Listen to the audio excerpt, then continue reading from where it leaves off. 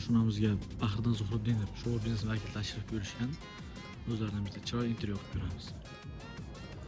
Assalomu alaykum qadrli yurtdoshlar. Bugun biz Nanay qishlog'iga tashrif buyurdik.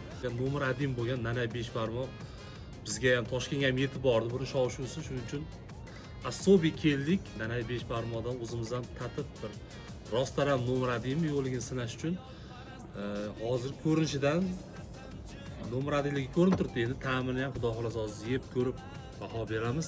Sizlarni ham taklif qilib qolamiz. Nanayga agar yo'linglar tushsa yo Namanganga yangi Qur'onga yo'linglar tushsa bemalol kelib shu Nanay 5 barmoqqa kirib mazza qilib do'stlar bilan, qadrdonlar bilan kelib ko'ringlar, o'zinglar ham ta'mini tatib ko'ringlar, bahoni o'zinglar berasizlar. Nanay 5 barmoq zo'r xudo xolasa. Qolganlikka hali aytaman, yana yegandan keyin.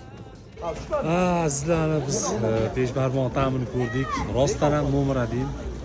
Bu просто reklama yo maqtanish uchun emas, o'zinglar kelib ta'mini topib ko'rishingiz mumkin, yeb ko'rishingiz mumkin. O'zinglar yegandagi baho berasizlar.